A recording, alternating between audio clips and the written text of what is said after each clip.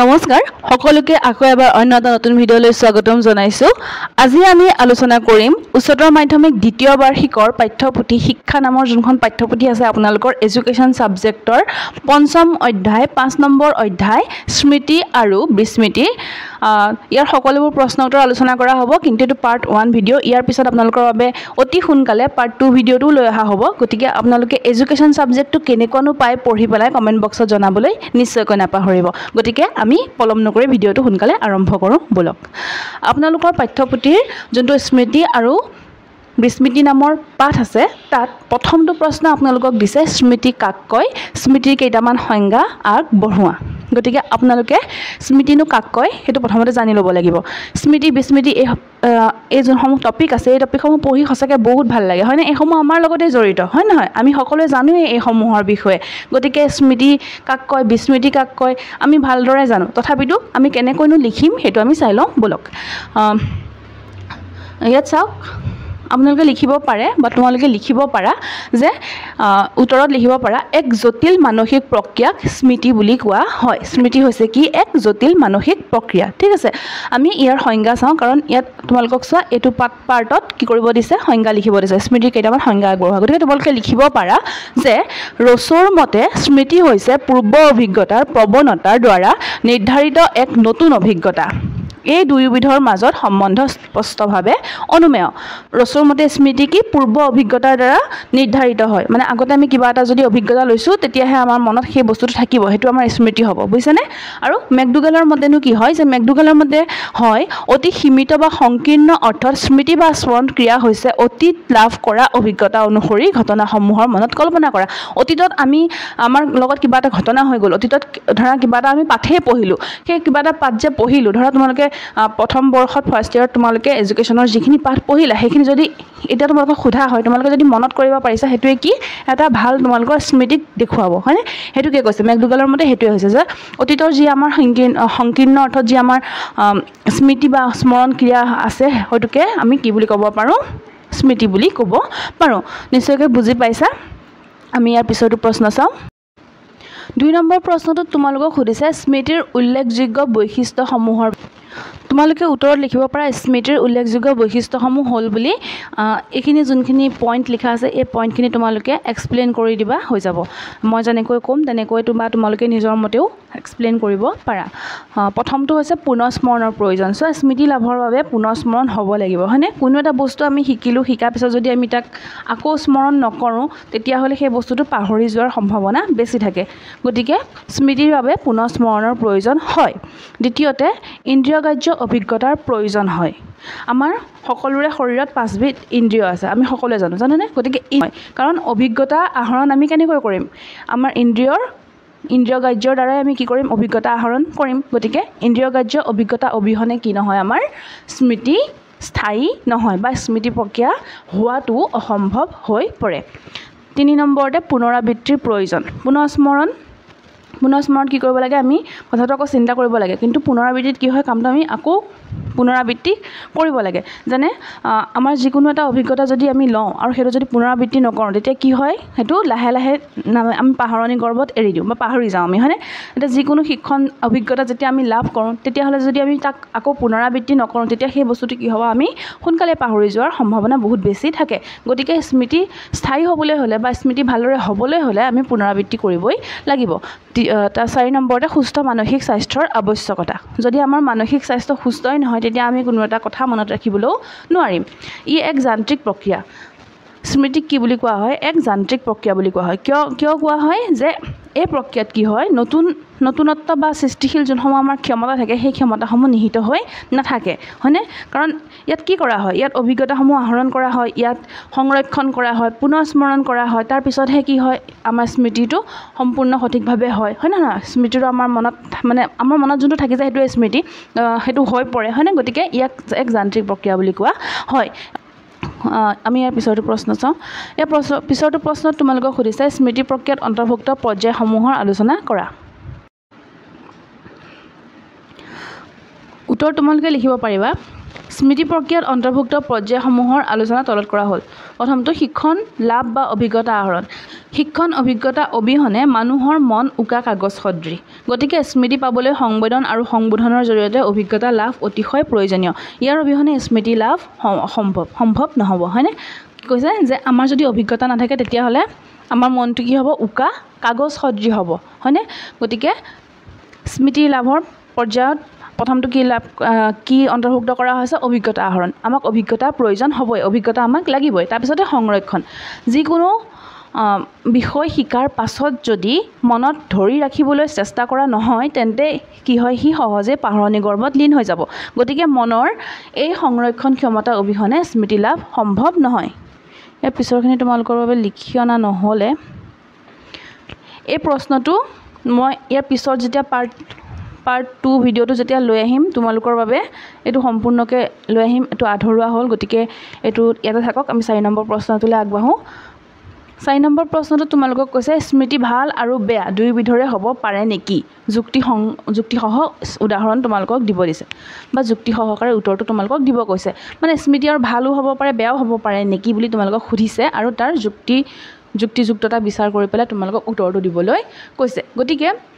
তোমালোকে লিখিব পাৰা স্মৃতি ভাল আৰু বেয়া দুয়োবিধৰে হ'ব পাৰে ভাল স্মৃতিৰ লক্ষণসমূহ হ'ল ভাল স্মৃতিৰ লক্ষণসমূহ কি যে দ্ৰুত শিক্ষা গ্ৰহণ যাৰ স্মৃতি ভাল সি শিক্ষাও সহজে আহৰণ কৰিব পাৰিব দীৰ্ঘ সংৰক্ষণ তাৰ মনত বহু দিনলৈ কথাবোৰ থাকি যায় দ্ৰুত পুনৰ স্মৰণ পটককৈ কথাটো পুনৰ স্মৰণ কৰি পেলাই ক'ব পাৰে প্ৰয়োগ ক্ষমতাযুক্ত আৰু ক'ৰবাত যদি প্ৰয়োজন হয় সি প্ৰয়োগো কৰিব পাৰে সেই কথাটো ঠিক আছে গতিকে এইখিনি হৈছে ভাল স্মৃতিৰ লক্ষণ ভাল স্মৃতি যাৰ আছে তেওঁলোকৰ এই গুণকেইটাও আছে গতিকে তোমালোকৰ কাৰ আছে কমেণ্ট বক্সত লিখি জনাবা উপৰোক্ত আটাইকেইটা গুণ যাৰ থাকে তেওঁলোককে আমি ভাল স্মৃতি বুলি ক'ব পাৰোঁ বা ভাল স্মৃতি থকা বুলি ক'ব পাৰোঁ আনহাতে যিবোৰ ব্যক্তিৰ উপৰোক্ত গুণসমূহত ব্যৰ্থ হয় বা তেওঁলোকৰ দ্ৰুত শিক্ষা গ্ৰহণ নহয় তেওঁলোকক সময় লাগে দীৰ্ঘ সংৰক্ষণ নহয় তেওঁলোকে পুনৰাবৃত্তি বাৰে বাৰে কৰি থাকিব লাগে বা পুনৰ স্মৰণ পটককৈ কৰিব নোৱাৰে বা প্ৰয়োগো কৰিব নোৱাৰে তেনে ক্ষেত্ৰত কি হ'ব তেওঁৰ স্মৃতি ভাল নহ'ব আনহাতে যিবোৰ ব্যক্তিৰ উপৰোক্ত গুণসমূহত ব্যৰ্থ হয় তেওঁলোকক আমি স্মৃতিশক্তি বেয়া বুলি অভিহিত কৰিব পাৰোঁ গতিকে বুজি পালা তোমালোকে বুজি পাইছানে কমেণ্ট বক্সত লিখি নিশ্চয়কৈ জনাবা আৰু চেনেলটো যদি প্ৰথমবাৰৰ বাবে আহিছে তেনেহ'লে চেনেলটো ছাবস্ক্ৰাইব কৰিবা লগৰ বন্ধু বান্ধৱীৰ সৈতে শ্বেয়াৰ কৰিবা আৰু ভিডিঅ'টো এটা লাইক কৰি আমাক উৎসাহিত কৰিবা তোমালোকৰ লাইকসমূহে আমাক ভিডিঅ' বনাবলৈ উৎসাহিত কৰে আৰু আমি এতিয়া 5 নম্বৰ প্ৰশ্নটো চাওঁ 5 নম্বৰ প্ৰশ্নটো তোমালোকক কৈছে ভাল স্মৃতিৰ লক্ষণসমূহ বৰ্ণনা কৰা ভাল স্মৃতি আমি অলপ আগতে পঢ়িলোঁ হয়নে ভাল স্মৃতি থকা ব্যক্তিসকলৰ কি গুণ থাকে গতিকে ভাল স্মৃতিৰ লক্ষণসমূহ তলত বৰ্ণনা কৰা হ'ল দ্ৰুত আৰু সহজভাৱে শিক্ষা গ্ৰহণৰ ক্ষমতা যি ব্যক্তিৰ স্মৃতি ভাল তেওঁ অতি কম আয়াসতে শিক্ষা লাভ কৰিবলৈ সমৰ্থ হয় কি হয় যোনসমূহ ব্যক্তিৰ স্মৃতি ক্ষমতা ভাল বা স্মৃতিশক্তি ভাল তেওঁলোকে অতি সহজতে কি কৰিব পাৰে শিক্ষা লাভ কৰিব পাৰে বা শিক্ষা লাভ কৰিবলৈ সমৰ্থ হয় আৰু যি ব্যক্তিৰ স্মৃতিশক্তি বেয়া তেওঁলোকক শিক্ষা লাভ কৰিবলৈ সময়ৰ প্ৰয়োজন হয় গতিকে দ্ৰুত আৰু সহজভাৱে শিক্ষা গ্ৰহণৰ ক্ষমতা থকাটো ভাল স্মৃতিৰ লক্ষণ দীৰ্ঘ সংৰক্ষণ 2 নম্বৰতে দীৰ্ঘ সংৰক্ষণ ভাল স্মৃতিসম্পন্ন লোকে শিক্ষণ অভিজ্ঞতাৰ প্ৰতিৰূপ মনত বহু দিনলৈ সংৰক্ষণ কৰি ৰাখিব পাৰে শিক্ষণ অভিজ্ঞতাসমূহ দীৰ্ঘ সময়ৰ বাবে মনত সঞ্চিত কৰি ৰাখিব পৰাটো ভাল স্মৃতিৰ অতিশয় প্ৰয়োজনীয় শুদ্ধ আৰু দ্ৰুত পুনৰাবৃত্তি ভাল স্মৃতিৰ সকলে অতীত অভিজ্ঞতা সহজে নাপাহৰে আৰু প্ৰয়োজন অনুসৰি শুদ্ধ আৰু খৰতকীয়াকৈ পুনৰ ব্যক্ত কৰিব পাৰে গতিকে শুদ্ধ আৰু দ্ৰুত পুনৰাবৃত্তি ভাল স্মৃতিৰ এটি বিশেষ লক্ষণ এটা চত তোমালোকক যদি সোধে তোমালোকক যদি কয় শিক্ষা বুলিলে কি বুজা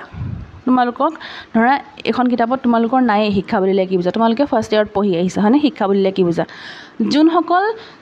শিক্ষাৰ্থীৰ স্মৃতিশক্তি ভাল তেওঁলোকে পটককৈ কৈ দিব পাৰিব হয়নে পটককৈ তেওঁলোকৰ মনলৈ আহি যাব কিন্তু যোনসকল শিক্ষাৰ্থীয়ে সেই সময়ত গুৰুত্ব নিদিলে ভালকৈ নপঢ়িলে তেওঁলোকে জাষ্ট মুখস্থ কৰিলে পৰীক্ষাত লিখিলে আৰু পাহৰি গ'ল তেওঁলোকে পটককৈ স্মৰণ কৰিব পাৰিবনে সেই কথাটো নোৱাৰিব গতিকে সেইটোৱে কৈছে যে যোনসকল শিক্ষাৰ্থী বা যোনসকল মানুহৰ বা যোনসকল ব্যক্তিৰ কি হয় স্মৃতিশক্তি ভাল হয় তেওঁলোকে পুনৰাবৃত্তিও সহজে কৰিব পাৰে 6 নম্বৰ প্ৰশ্নটো তোমালোকক হৈছে প্ৰাথমিক পৰ্যায়ৰ এজন শিক্ষক হিচাপে শিক্ষাৰ্থীক ভাল স্মৃতি লাভত কেনেদৰে সহায় কৰিবা উত্তৰ তোমালোকে লিখিব পাৰা ভাল স্মৃতি হৈছে কোনো কথা শিকিবলৈ যাওঁতে বিষয়বস্তুৰ গভীৰতা অৰ্থ আৰু খণ্ডসমূহৰ মাজত থকা আন্তঃগাঁথনিসমূহ বুজিবলৈ চেষ্টা কৰাটো প্ৰয়োজনীয় শিক্ষণীয় বিষয়বস্তুৰ বাস্তৱৰ ব্যৱহাৰিক গুণাগুণ সম্পৰ্কে চিনাক্ত কৰিবলৈ চেষ্টা কৰিব লাগে শিক্ষকে শ্ৰেণীকক্ষত বিষয়বস্তুৰ অৰ্থ শিক্ষাৰ্থীৰ ওচৰত ব্যাপকভাৱে ব্যাখ্যা কৰিব লাগে প্ৰতিটো স্মৰণযোগ্য বিষয় আৰু কথা যথাসম্ভৱ তাৰ প্ৰতিৰূপ গঠন আৰু প্ৰয়োগৰ যোগেদি সংৰক্ষণ আৰু পুনঃস্মৰণ চেষ্টা কৰিব লাগে প্ৰাথমিক পৰ্যায়ত এজন শিক্ষক হিচাপে শিক্ষাৰ্থীক ভাল স্মৃতি লাভত এনেদৰে সহায় কৰিব লাগে এজন শিক্ষকে কেনেদৰে সহায় কৰিব লাগে যে শিক্ষকে প্ৰথমতে কি কৰিব লাগিব ভালদৰে কেনেকৈ তেওঁলোকে শিক্ষাৰ্থীৰ আগত কেনেকৈ বস্তুটো ফহিয়াই দেখুৱাব কেনেকৈ অৰ্থসমূহ বহলভাৱে ব্যাপকভাৱে বুজাব শিক্ষাৰ্থীক কেনেকৈ পুনঃস্মৰণ কৰাব হয়নে কেনেকৈ তেওঁলোকক ছাৰপ্ৰাইজ টেষ্ট ল'ব ছাৰপ্ৰাইজ টেষ্ট তোমালোকৰ কাৰ ভাল লাগে ক'বাচোন কমেণ্ট বক্সত ছাৰপ্ৰাইজ টেষ্ট ল'ব লাগে হয়নে তেতিয়া গম পাব যে কাৰ কিমান মনত আছে হয় নহয় গতিকে শিক্ষকে কি কৰিব লাগে এনেদৰে ভাল স্মৃতি লাভত শিক্ষাৰ্থীক সহায় কৰিব লাগে তাৰপিছতো প্ৰশ্ন চাওঁ আমি 7 নম্বৰ প্ৰশ্নটোত তোমালোকক সুধিছে প্ৰতিৰূপ স্মৃতি কাক কয় উদাহৰণসহ বুজাই লিখা তোমালোকক প্ৰতিৰূপ স্মৃতি কাক কয় মই প্ৰথমতে বুজাই লওঁ তাৰপিছত আমি উত্তৰটো চাম হ'ব এতিয়া চোৱা তোমালোকে যেতিয়া ক্লাছ 8-9ত পঢ়ি আছিলা সাপোজ আমি উদাহৰণ হিচাপে লৈ লওঁ নিতু আৰু ধৰা গীতু নামৰ দুজনী ছোৱালী ভাল বান্ধৱী আছিলে সিহঁতে একেলগে পঢ়িছিলে তাৰপিছত কি হ'ল সিহঁতৰ স্কুল চেঞ্জ হৈ থাকিলে ক্লাছ 8ত নিতুকো বেলেগ স্কুললৈ নিয়া হ'ল আৰু গীতুকো বেলেগ স্কুললৈ নিয়া হ'ল বহুত দিন সিহঁতে ইজনে সিজনীক লগ পোৱা নাই তাৰপিছত কি হ'ল ধৰা 10-12 বছৰমান পিছত কি হ'ল হঠাতে নিতুৱে গীতুক লগ পাই পেলাই ক'লে ঐ জনে গীতু নহয়নে গীতু তই মোক চিনি পাইছনে মই নিতু তোৰ লগত যে একেলগে পঢ়িছিলোঁ হয় তেতিয়া গীতুৰ কি হ'ব পাইছোঁ কিয় নাই পোৱা ন তই ইমানকৈ সলনি হৈ গ'লি ক'ব নক'ব আৰু তাৰপিছত কি হ'ব নিতুৰ মনলৈও গীতুৰ লগত কটোৱা সেই সময়বোৰ মনত পৰিব বা গীতুৰো নিতুৰ লগত কটোৱা সেই সময়বোৰ মনত পৰিব স্কুলত কি কৰিছিলে কি পঢ়িছিলে টিচাৰে কি কৈছিলে হয়নে এটাকৈ কি হ'ব সিহঁতৰ মনলৈ কথাবোৰ আহি থাকিব এই যে সিহঁতৰ মনলৈ এটাকৈ কথাবোৰ আহি থাকিলে সিহঁতৰতো অভ্যাস আছিলে জানো নাছিলে কিন্তু সিহঁতৰ কি হ'ল ইজনে সিজনীক দেখাৰ লগে লগে কি হ'ল সিহঁতৰ কথাবোৰ নতুনকৈ মনত পৰিলে বুজি পাইছেনে তোমালোকৰ কি হয় কাৰোবাক বহু দিনৰ মূৰত দেখাৰ পিছত কি হয় সেই মানুহজনৰ সেই ছোৱালীজনীৰ বা সেই ল'ৰাটোৰ কথাবোৰ কি হয় মনলৈ আহে আমি এইটো কৰিছিলোঁ এইটো খেলিছিলোঁ সেইটো কৰিছিলোঁ আমুকলৈ গৈছিলোঁ তমুকলৈ গৈছিলোঁ মাৰ খাইছিলোঁ হয়নে ক্লাছত বাং কৰিছিলোঁ এইবোৰ কথা কি হয় মনলৈ আহে এই যে আমাৰ মনলৈ আহে সেইটোকে কি কয় প্ৰতিৰূপ স্মৃতি বুলি কয় নিশ্চয়কৈ বুজি পাইছা গতিকে তোমালোকে লিখিব পাৰা কি বুলি প্ৰতিৰূপ স্মৃতি লাভৰ বাবে অতীত অভিজ্ঞতা বা শিক্ষণৰ প্ৰতিৰূপসমূহ মনত সঞ্চিত হোৱা নিতান্তই প্ৰয়োজন অতীতত আমাৰ যিসমূহ অভিজ্ঞতা আছিলে নিতুৰ লগত গীতুৰ যি অভিজ্ঞতা হৈছিলে ক্লাছত যে মাৰ খাইছিলে সেইসমূহ কি হ'ব লাগিব মনত থাকিব লাগিব হয়নে সেয়েহে প্ৰতিৰূপ স্মৃতি লাভৰ বাবে এজন ব্যক্তিৰ বিভিন্ন মানসিক গুণ যেনে উচ্চ খাপৰ বুদ্ধি কল্পনা শক্তি সৃজনাত্মক ক্ষমতা পুনঃস্মৰণ ক্ষমতা আদিৰ দৰকাৰ এনেবিলাক কাৰণতে প্ৰতিৰূপ স্মৃতিক প্ৰকৃত স্মৃতি বুলি কোৱা হয় তোমালোকে নিশ্চয়কৈ বুজি পাইছাই আমি এতিয়া পিছৰটো প্ৰশ্ন চাওঁ এতিয়া আহিলে 8 নম্বৰ প্ৰশ্ন বিস্মৃতি কাক কয় যোনটো আমাৰ বহুত সঘনে হৈ যায় হয়নে পৰীক্ষা সময়ত বেছিকৈ হয় হয়নে পৰীক্ষা সময়ত আমাৰ এইটো বস্তু বহুত বেছিকৈ হৈ যায় অতীত অভিজ্ঞতা পুনঃস্মৰণৰ অসামৰ্থ্যই হৈছে কি পাহৰণি বা বিস্মৃতি অতীতৰ অভিজ্ঞতা যেতিয়া আমি পুনঃস্মৰণ কৰিব নোৱাৰোঁ বা পুনঃস্মৰণ কৰাত আমাৰ অসমৰ্থ হওঁ আমি তেতিয়াই আমি কি বুলি কওঁ বিস্মৃতি হৈছে বুলি কওঁ ঠিক আছে বিস্মৃতি বুজি পাইছা নহয় যোনটো কথা আমি পাহৰি যাওঁ হয়নে নহয় সেইটোকে কি বুলি কয় বিস্মৃতি বুলি কয় সিম্পল কথা বুজি নিশ্চয় পাইছা গতিকে 9 নম্বৰ প্ৰশ্নটো চাওঁ 9 নম্বৰ প্ৰশ্নটো তোমালোকক কৈছে বিস্মৃতিৰ মন কৰিবলগীয়া বৈশিষ্ট্যসমূহ উল্লেখ কৰা বিস্মৃতিৰ মন কৰিবলগীয়া বৈশিষ্ট্যসমূহ হৈছে কি প্ৰথমটো হৈছে ই এক মানসিক অৱস্থা কি হয় এটা মানসিক অৱস্থা হয় বিস্মৃতি অনাৱশ্যক নহয় বিস্মৃতি আৱশ্যক হয় প্ৰতিটো কথা আমি যদি মনত ধৰিয়ে ৰাখোঁ তেতিয়াহ'লে আমি জীৱনত আগবাঢ়ি যাব নোৱাৰিম গতিকে বিস্মৃতিও আমাৰ জীৱনত প্ৰয়োজন হয় ই এক স্বাভাৱিক প্ৰক্ৰিয়া ই এক জটিল প্ৰক্ৰিয়া নহয় যেনেকৈ স্মৃতি এটা জটিল প্ৰক্ৰিয়া হয় বিস্মৃতি এটা স্বাভাৱিক প্ৰক্ৰিয়া হয় হয়নে আমি পাহৰোঁ বুলি পাহৰি যাবলগীয়া নহয় আমি নিজে পাহৰি যাওঁ কথাবোৰ বিস্মৃতি সময়ৰ লগে লগে ঘটে যেতিয়া আমাৰ বয়স বাঢ়ি যাব সময় যেতিয়া আগবাঢ়ি যাব আমিও কথাবোৰ পাহৰি গৈ থাকিম হয়নে আমি এতিয়া কিবা এটা ছাবজেক্ট পঢ়ি আছোঁ সেই ছাবজেক্টটো জনাৰ পিছত আমাৰ প্ৰয়োজন নাই আমি সেই ছাবজেক্টটোলৈ ঘূৰি আহোঁ জানো এতিয়া ধৰা যোনসমূহ তোমালোকে এতিয়া এডুকেশ্যন ছাবজেক্ট পঢ়িছা আৰ্টছ পঢ়ি আছা তোমালোকে আকৌ জানো পিছুৱাই পেলাই অংকখিনি চোৱাগৈ 9-10ৰ নোচোৱা নহয় গতিকে কি হয় সেইখিনি লাহে লাহে কি হয় পাহৰি যোৱা যায় যেতিয়া আকৌ কম্পিটিটিভ এক্সামবোৰ আহিব তেতিয়া আকৌ উল্টাই পেলাই চোৱা হয় হয়নে গতিকে বিস্মৃতি কি হয় সময়ৰ লগে লগে ঘটে আমি পিছৰটো প্ৰশ্ন চাওঁ 10 নম্বৰ প্ৰশ্নটো সুধিছে বিস্মৃতিৰ কাৰণসমূহ দৰ্শোৱা আৰু এইটো তোমালোকৰ আজিৰ শেষৰটো প্ৰশ্ন গতিকে তোমালোকে কমেণ্ট বক্সত লিখি জনাবা ইয়াৰ পাৰ্ট 2 ভিডিঅ'টো তোমালোকৰ বাবে লৈ আহিব লাগে নে নালাগে যদি তোমালোকে কমেণ্ট কৰা তেতিয়াহে লৈ অহা হ'ব যদি নকৰা তেতিয়াহ'লে কমেণ্ট লৈ নানো কাৰণ তোমালোকে ভিডিঅ'বোৰ চালে ভাল লাগে যদি নোচোৱা তেতিয়া বনোৱাৰো মানে প্ৰয়োজনীয়তা অনুভৱ নহয় গতিকে তোমালোকে কমেণ্ট বক্সত লিখি জনাবা লাগে নে নালাগে যদি লাগে লৈ আহিম বিস্মৃতিৰ কাৰণসমূহ তলত উল্লেখ কৰা হ'ল বিস্মৃতিৰ প্ৰথমটো কাৰণ হৈছে বৃদ্ধাৱস্থা যদি মানুহৰ বয়স বাঢ়ি গৈ থাকে বৃদ্ধাৱস্থা হয় তেতিয়াহ'লে কি হয় মানুহে পাহৰে চাবাচোন আমাৰ ককা আইতাহঁতে কথাবোৰ পটক পাহৰে ধৰা ক'ত বস্তুটো থৈছিলে সেইটোৱে পাহৰি যায় ক'ৰবাত ধৰা লুকুৱাই থৈছিলে কোনোবাই পায় বুলি কিন্তু তেওঁ নিজে পাহৰিলে ক'ত লুকুৱাই থৈছে হয়নে মগজুৰ আঘাত মগজুত যদি কেতিয়াবা আঘাত লাগে চিনেমাবোৰত দেখিছা নাই মাথাত যে দুখ পাই যায় মগজুত যে দুখ পাই যায় পোৱাৰ পিছত যে মই কোন আছিলোঁ কয় নে নকয় গতিকে মগজুত যেতিয়া আঘাত লাগে তেতিয়া বিস্মৃতি হয় শাৰীৰিক ক্লান্তি যেতিয়া আমাৰ শৰীৰটো ভাগৰুৱা হৈ থাকে ভাগৰ লাগি থাকে খুব দূৰৰ পৰা বহুত দূৰৰ পৰা চাইকেল মাৰি স্কুললৈ আহিছোঁ বোলে প্ৰথম ক্লাছটোত যিখিনি পঢ়ালে আমাৰ মনত ৰ'ব জানো আমাৰ ভাগৰতেই যায় প্ৰথম ক্লাছটো হয়নে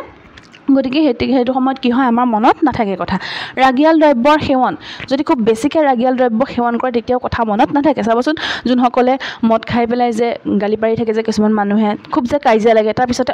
তইহে ভালনে এনেকৈ সুধিব কি তেওঁ মানে বস্তু যে সেই সময়ত যে কি হৈ আছিলে তেওঁৰ মনত নাথাকে হয়নে তেওঁ পাহৰি গ'ল আৰু পুনৰাবৃত্তিৰ অভাৱ যদি কোনো এটা বস্তু আমি পুনৰাবৃত্তি নকৰোঁ আকৌ সেই কামটো যদি বাৰে বাৰে নকৰোঁ সেই বস্তুটো যদি বাৰে বাৰে নপঢ়োঁ তেতিয়াহ'লে কি হয় আমি পাহৰি যোৱাৰ সম্ভাৱনা থাকে মানে পাহৰিয়ে যাওঁ আমি বুজি পালা এইটো আছিলে আজি 10 নম্বৰলৈকে আছিলে গতিকে তোমালোকে ভিডিঅ'টো ইমানলৈকে চোৱাৰ বাবে বহুত ধন্যবাদ আৰু তোমালোকে লাইক কৰিছা কমেণ্টো কৰিছা যিসকলে লাইক কৰিছা যিসকলে কমেণ্ট কৰিছা সেইসকলক হৃদয়ৰ পৰা ধন্যবাদ আৰু আগলৈ এনেদৰে যাতে তোমালোকে চেনেলটো আগবাঢ়ি যোৱাত সহায় কৰা তাৰ বাবে তোমালোকক অনুৰোধ জনালোঁ ধন্যবাদ